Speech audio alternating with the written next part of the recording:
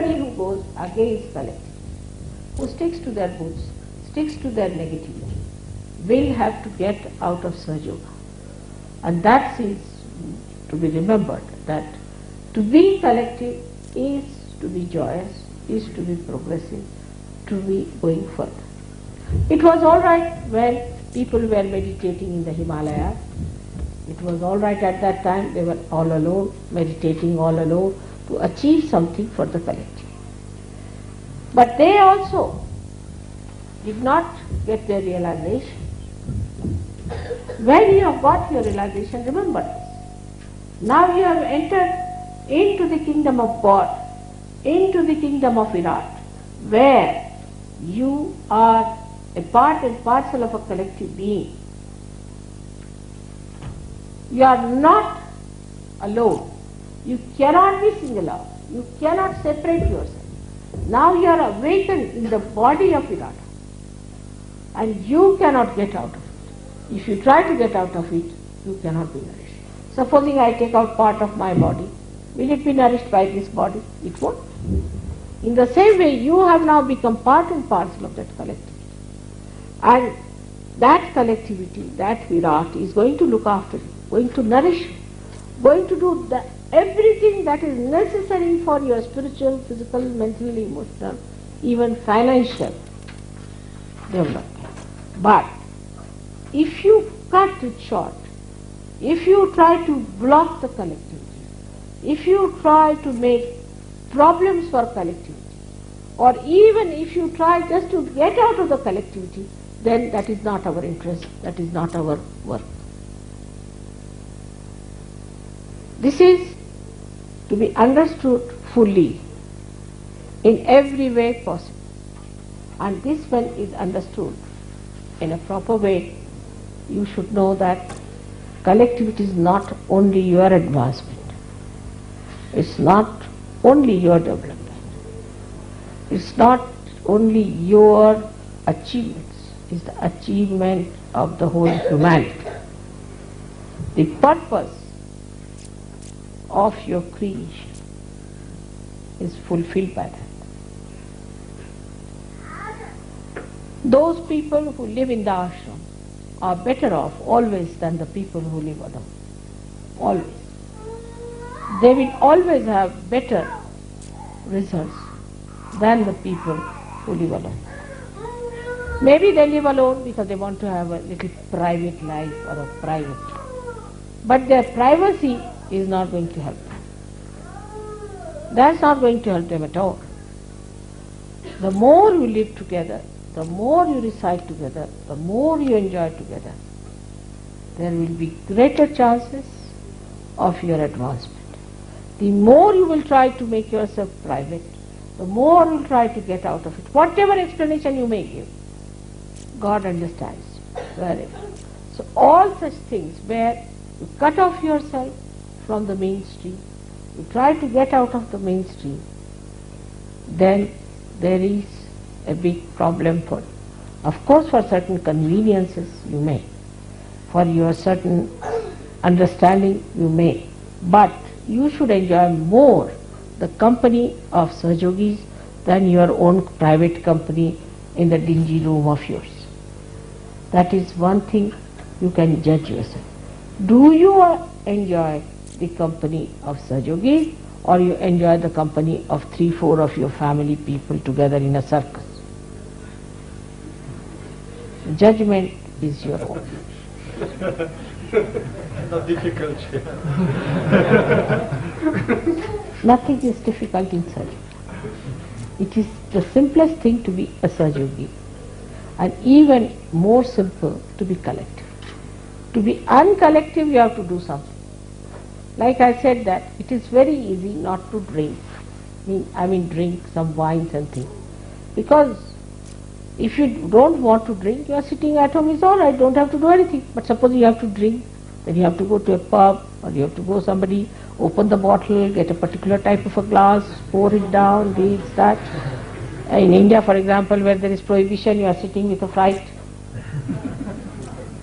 But for a person who just drinks water, he doesn't have to do it. So to do wrong, one has to do something. But to be good, you don't have to do much. It's absolutely labor saving, energy saving procedure. You see, to do bad, supposing, you see, I want to harm somebody, I'll have to go out of the way to find out ways, methods. If I have to tell lies, I have to think of 10 lies to cover that one lie. But if I tell the truth, finished, I've told the truth, finished, with few words, done. So to be collective is much more easier. Of course not for crooked people, because crooked people, wherever they move, their angularities trouble others. You see, like poking thorns. But those who are flowers, they fit in anything. People like them. They like their fragrance. They look at them, they enjoy them. Beautiful things. Now see, today they are looking like lotuses. How is it? Without doing anything they have become lotuses. How? How they have become like lotuses? Whether they are lotuses or they are daisies, God alone knows. But they have become lotuses, such. How? Because they are one with God. When we stand on our way, when we try to do something privately, then God says, all right, go private.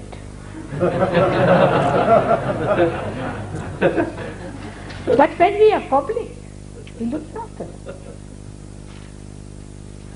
And then, in Sahaja Yoga, as you know, that collective growth is the only way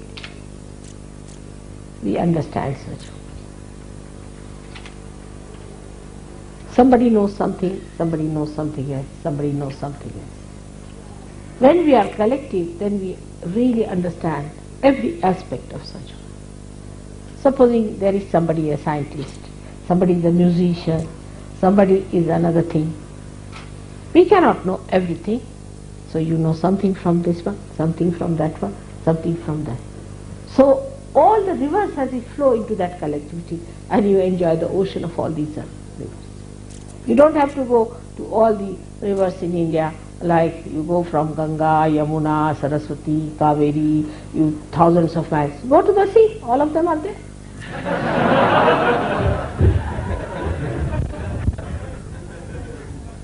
Like that, you have to enjoy the sea where everything is. All kinds of beautiful things are there and you enjoy them. I hope this puja, which is a very remarkable puja.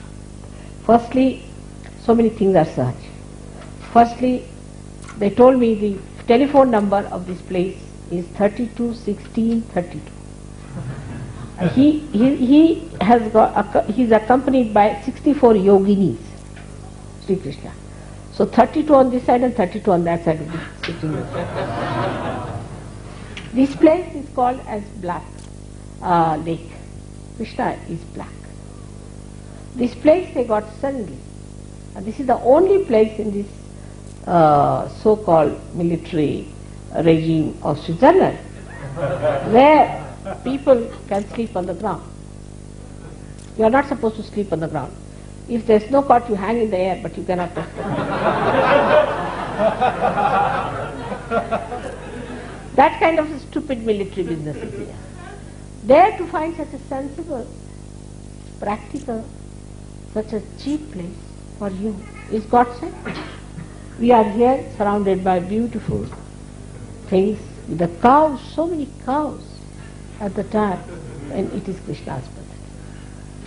So many cows, so fond of cows. And the cows, when their bells move, in the morning I heard, in the evening, so beautiful. And when they were moving home in the evening, how the, as they call Goraj, is the dust of their feet was filling the sky. It's just Gokul here, I felt. Today also there's one thing more one has to say, that is the 16th Sri Krishna Puja.